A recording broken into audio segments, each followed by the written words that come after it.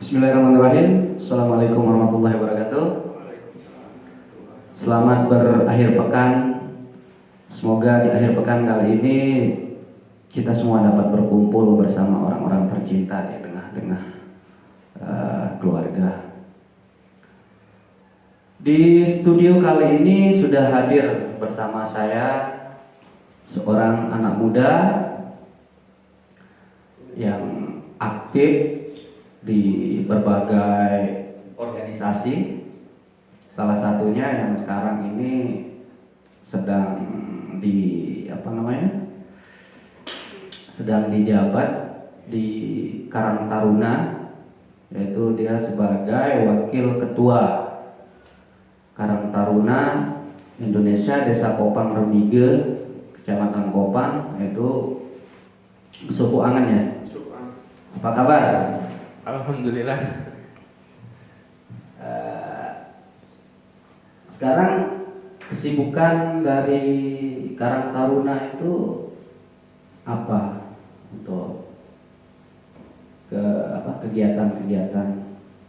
Jadinya untuk saat ini kesibukan kami di Karang Taruna ya, karena melihat di tengah wabah ini otomatis kita juga bekerja aktif ya dengan bersinergi dengan pemerintah desa, bagaimana kita sama-sama menjaga keamanan yang ada di Desa Kopang ini dengan adanya wabah ini. Dalam kata lain ya, kita sama-sama terbentuk dalam suatu wadah, yaitu sebagai Satgas COVID-19. Jadinya satuan petugas bagaimana sih kita sama-sama menjaga, mengamankan masyarakat kita di tengah wabah ini. Ikut terlibat ya. Jadi satuan tugas. Edukasi apa saja yang sudah Karang Taruna ini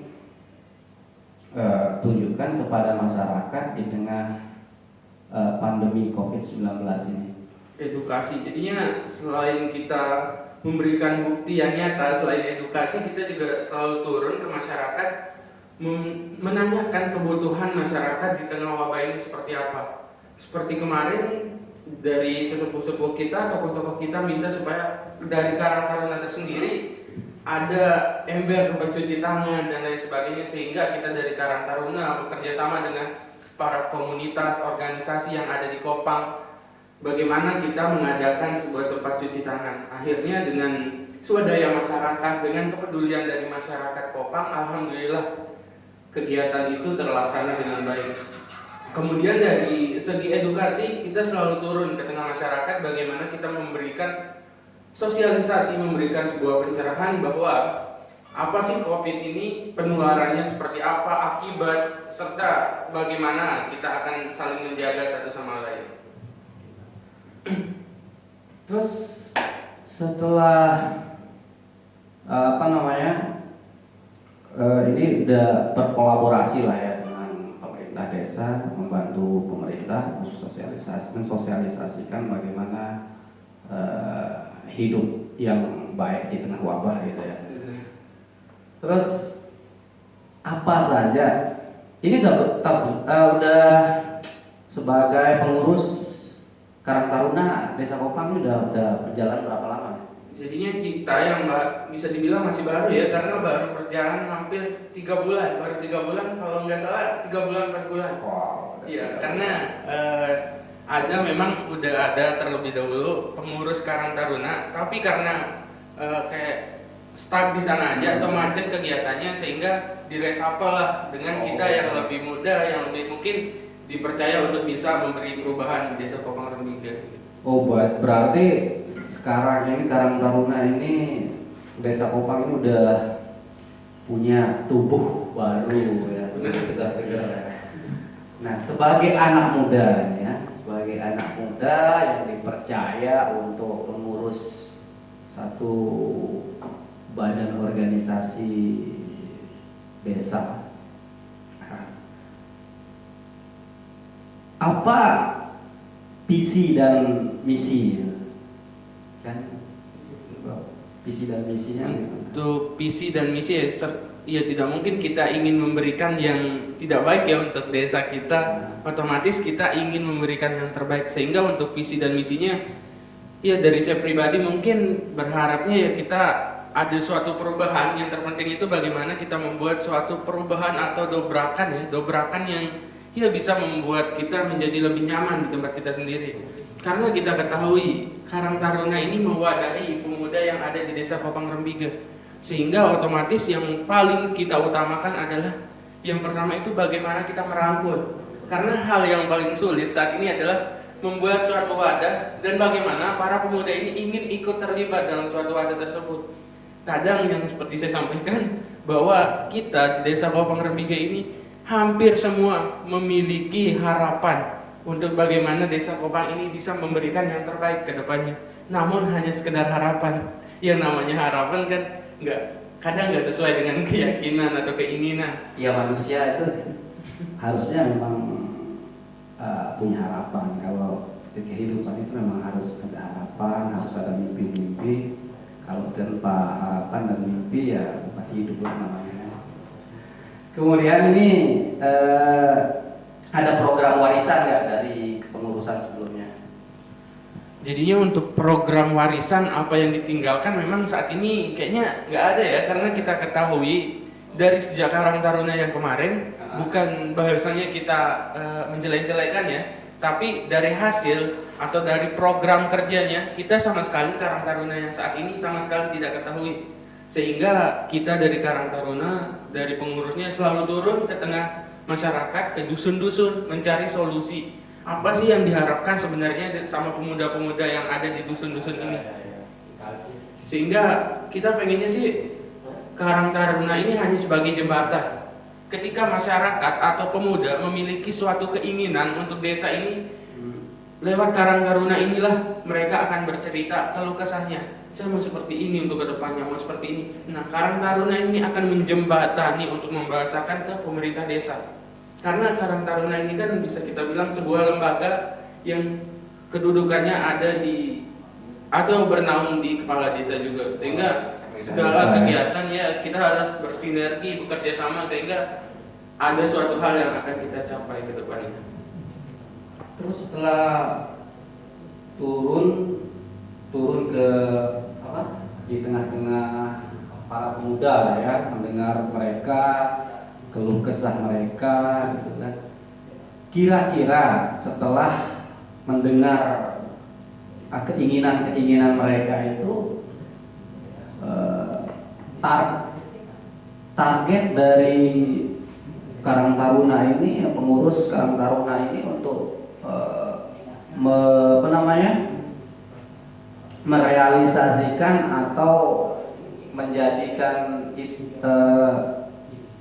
Karang Taruna ini sebagai jembatan mereka itu untuk mencapai keinginan mereka itu ada nggak udah tersusun program-program? Oke, jadinya kebanyakan di tengah-tengah setelah kita turun diskusi atau musyawarah ke setiap dusun dengan pemuda, ketua remaja, serta remaja-remaja yang ada di setiap dusun, tidak lain keinginannya hanya dia pengen lah mereka punya wadah. Kadang bahasanya seperti itu. Sebenarnya wadahnya udah ada, yaitu Karang Taruna. Sehingga kita bahasakan, silahkan sampaikan keinginannya. Sehingga kemarin sebelum ada COVID ini ada beberapa program sebenarnya yang akan kita laksanakan. Antara lain seperti yang biasanya memang udah dari dulu Kopang Champion Cup yang main bola di lapangan olahraga ya, di bidang olahraga. Namun kemarin setelah kita ngobrol dengan pemerintah desa, kita mau ambil alih biar Karang Taruna yang akan punya acara untuk Kopang Champion Cup. Itu yang pertama. Kemudian yang kedua, setelah kita diskusikan panjang lebar dan lain sebagainya dengan segala pihak dari elemen yang ada di luar, bahwa kita akan melaksanakan kemarin itu yaitu masalah maraton. Jadinya maraton ini kita ada sebuah acara atau kegiatan yang memang melibatkan banyak orang, dan ini nggak main-main loh. Jadinya para yang profesional ya. Jadinya selain kita untuk mempromosikan daerah kita, daerah Kopang ini dari segi keindahannya dan apa yang ada di Kopang ini, sehingga kita mencoba menggait dengan acara maraton. Nah, setelah maraton kita ada rencana membuat Kopang Rembige Festival. Nah, Ini menarik ini Kopang Rembige Festival. harapannya itu tahun 2020 yang kemarin kita akan laksanakan itu pada bulan Agustus ya, setelah diskusi dengan para Di tahun ini. tahun ini seharusnya ya. Kita rencanakan ini sebelum ada wabah ini, kita setiap malam bertemu, kumpul, mendiskusikan seperti apa sih yang harus kita capai di Kopang ini, sehingga muncullah ide dari teman-teman pemuda yang ada di Kopang untuk membuat sebuah acara, itu Kopang Rembige Festival. Sehingga ketika itu akan terjadi menjadi sebuah acara tahunan, karena bisa dibilang di Kopang ini hari ulang tahun desa kita pun kita nggak tahu kayaknya ya. Sehingga miris banget rasanya sebagai ini perlu dikonfirmasi nih sama pemerintah desa ini kok. ya, sampai pemerintah desa pun Nggak tahu juga. bukan pemerintah desa pun nggak tahu desa Kopang ini kapan loh ada dan tanggal berapa kita perlu merayakan hari jadinya kan. Biasanya ya kita perlu lah memeriahkan, membuat acara budaya atau acara ya dengan khas kita yang ada di Kopang ini, bahwa Kopang itu punya gawe loh, ada acara tahunan yang memang dinanti oleh masyarakat. Namun ya miris juga sih ketika dengar ada berita bahwa sampai kita tanyakan ke para kadus, kemudian ke kepala desa tersendiri. Jangan-jangan sejarah terbentuknya desa Kopang ini nggak ada yang tahu nih. Jangan sampai lah hal itu terjadi. Kita juga belum ketahui ya. Apakah memang belum ada yang ketahui atau seperti apa nih? Atau mungkin kita sebagai kaum muda yang kurang menggali kepada sesepuh-sesepuh ini, bagaimana sih lahirnya desa Kopang ini, kenapa dinamakan Kopang kan? Hal-hal seperti itu memang sangat penting. Kita memang yang belum mencari tahu pada para sesepuh-sesepuh, tetua-tetua kita di sini. Ya? Menarik juga sih ketika bahas masalahnya yang seperti Anda katakan tadi, bahwa sangat penting juga masyarakat tahu kenapa Kopang ini namanya Kopang, ada apa tuh, dari sejarahnya seperti apa kok namanya Kopang. Perlu juga dari dusun ini, kenapa namanya dusun ini. Ya memang pengetahuan dari masyarakat sampai saat ini dengan hal seperti itu masih belum. Sehingga ya ini merupakan PR juga sih untuk kita semua, bukan Karang Taruna aja. Karena ya penting juga kita mengetahui dulu, ya kita juga bisa lihat selayang pandang pun ya, selayang pandang pun di desa kita belum ada. Jadinya orang pun yang datang main-main ke Kopang untuk mengetahui Kopang secara luas susah gitu. Jadi kan kita nih mau jadi desa, mau menuju desa wisata kan? Desa wisata. Terus bagaimana kalau sejarahnya kita tidak tahu? Bagaimana akan berjalan ke arah situ? Kadang susah juga ya bicara masalah sejarah. Sedangkan yang lebih mirisnya lagi, kita punya tempat sejarah yang memang yang namanya tempat sejarah tidak boleh ditembok ya, apa adanya, nggak boleh diperbaiki. Ini malah kita punya tempat bersejarah seperti makam istana, yang memang keadaannya itu memang ceritanya memang bersejarah. Namun kejadiannya apa? Bisa kita lihat di tembok, terus mensa-mensanya diperbaiki, seakan-akan sejarahnya akan ditutupi. Ada apa nih? Jadi pertanyaan juga loh. Tapi ya kita sebagai kaum muda kayaknya perlu kolaborasi kita semua antar masyarakat ya, terutama ya bagaimana kaum muda kita lah. Jadi saya juga berharap pada Karang Taruna di generasi ini bisa membuat satu gebrakan-gebrakan yang memang dibutuhkan oleh para masyarakat kita di sini gitu. Sebagai masyarakat Kopang juga saya memang udah lama memang mengamati ke Karang Taruna ini, gerakannya apa sih sebenarnya? Apa hanya sebatas sebuah nama saja untuk gaya-gayaan atau apa gitu kan? Sekarang kan saya berharap nih, mumpung masih baru-baru, masih fresh-freshnya nih, semoga ada gebrakan-gebrakan gitu ya. Tadi kan sudah ada rencana, ada untuk di olahraga, bidang olahraga kan ada program tapi tertunda karena COVID. Terus akan membuat satu festival tahunan untuk desa Kopang gitu kan. Nah kemudian yang ingin saya tanyakan, bagaimana dari Karang Taruna sendiri melihat atau ada nggak niatan di dalam programnya itu untuk melestarikan adat dan budaya gitu. Masalah adat dan budaya, apakah ada niatan atau ada dalam program, ya bisa dibilang ada dalam program niatan untuk adat istiadat. Karena kita lihat nih, karena kita lihat sekarang perubahan zaman gitu ya. Kita mau tidak mau kita memang anak-anak muda kita ini kan sekarang udah agak tergerus gitu kan, tergerus. Kemudian sementara adat budaya kita lama-lama kalau tidak ada dari kaum muda, kalau tidak ada yang memperhatikan itu bisa-bisa hancur gitu kan. Itu maksud saya, ada nggak di dalam rencana program atau kegiatan dari Karang Taruna untuk adat dan budaya ini?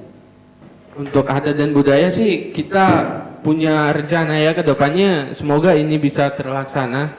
Ya bisa, sebelum saya sampai ke rencana serta programnya, saya terlebih dahulu menyampaikan seperti apa yang Anda katakan, miris juga ya melihat zaman ini. Ya kita lihat dari adat kita nyongkolan aja ya.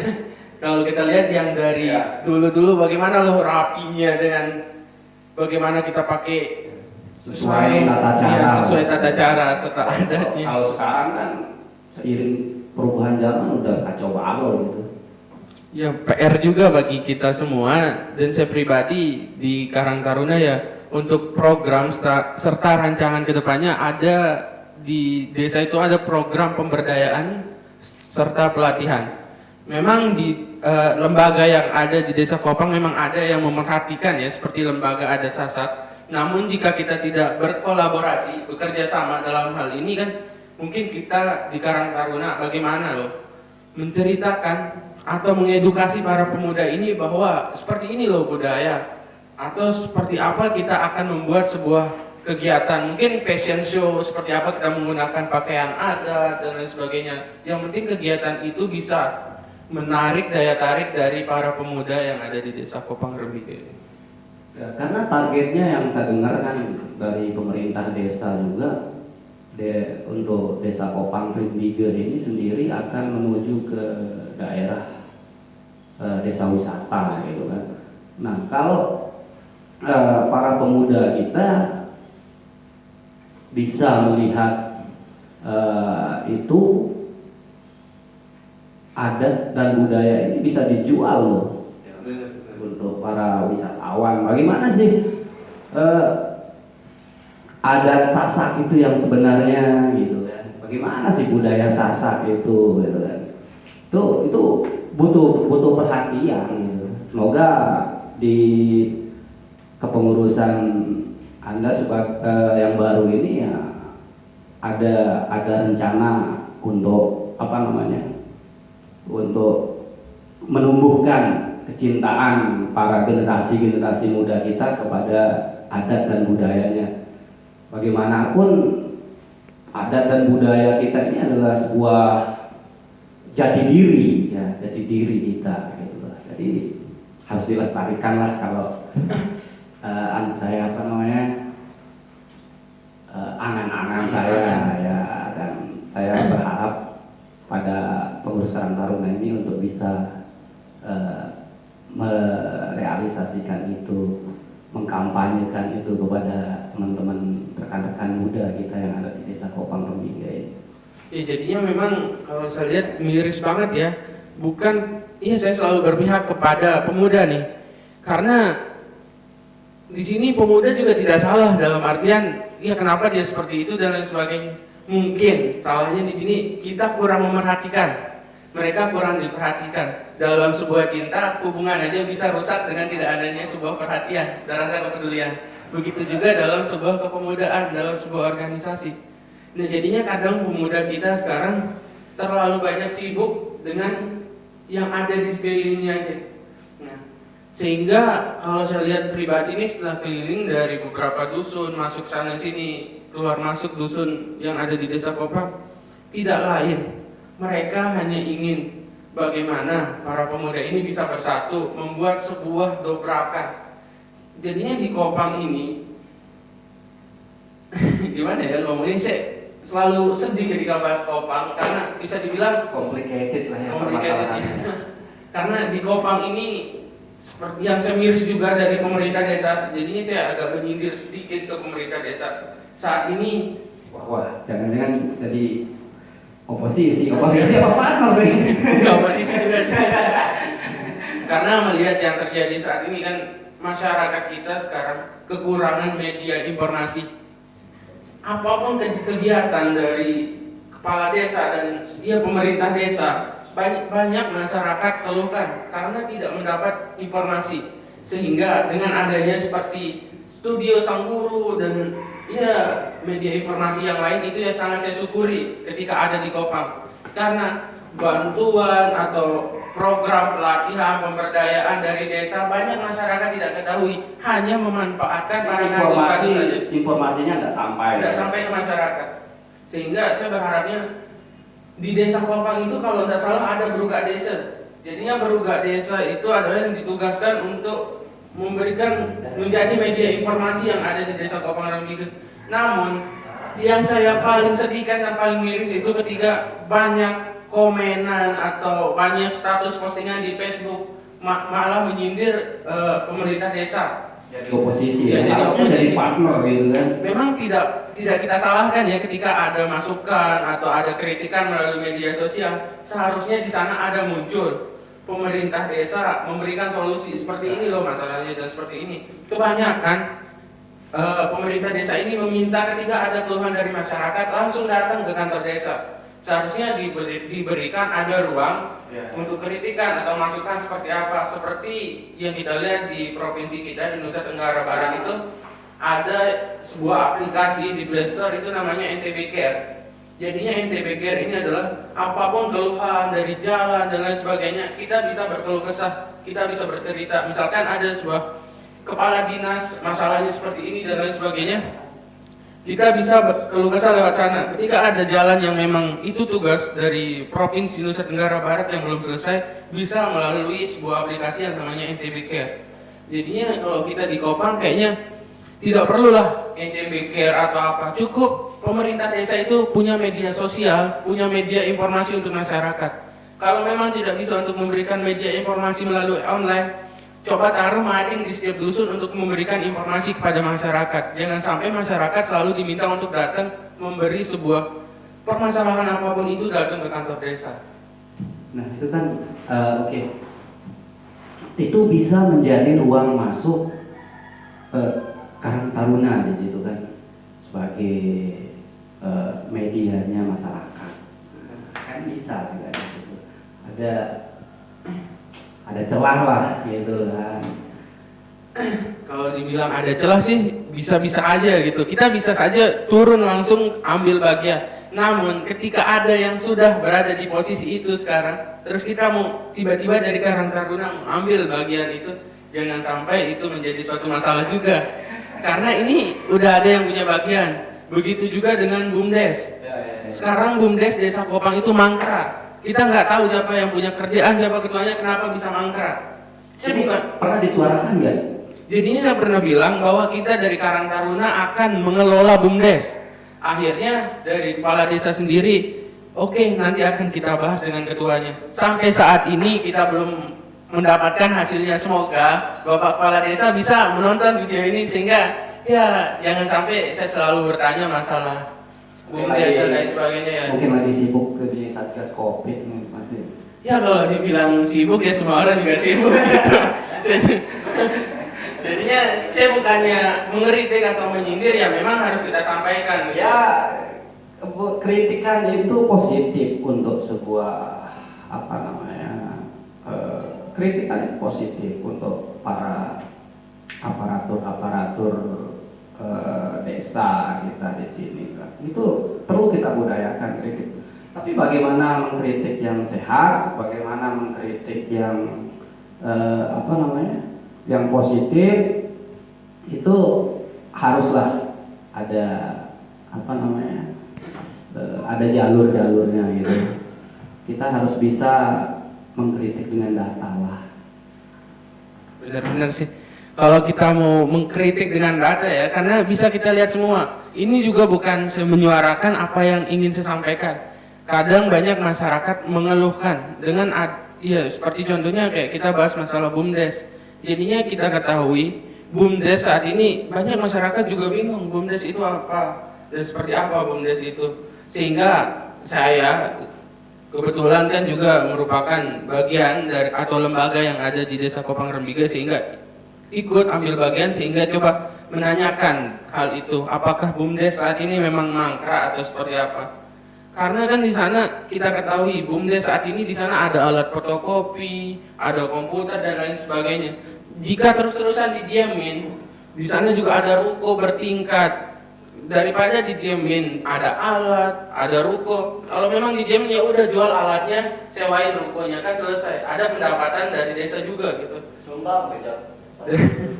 Daripada sekarang dibiarin dengan hal seperti ini. Sehingga kalau saya masalah seperti ini, jadinya saya pengen menyampaikan sebuah cerita. Kali aja sampaikan saja. ada sebuah dongeng ya, mungkin bisa dibilang dongeng. Jadinya ini dongengnya datang dari Thailand. Jadinya ya sambil kita mungkin bisa menjadi motivasi kita bersama. Ya saya juga sebagai pemuda kadang suka dengar dongeng yang bisa memotivasi kita untuk kedepannya. Seperti yang Anda bilang, kita boleh saja berharap, bermimpi, namun semoga sesuai dengan keinginan kita. Jadinya cerita ini datang dari Thailand. Kenapa sih bangsa Thailand itu tidak pernah dijajah oleh bangsa manapun? Jadinya ini saya dengar cerita ini beberapa tahun yang lalu. Kenapa bangsa Thailand tidak pernah dijajah oleh bangsa manapun? Jadinya cerita ini muncul ketika ada sebuah cerita antara tikus dan ular. Menarik juga sih.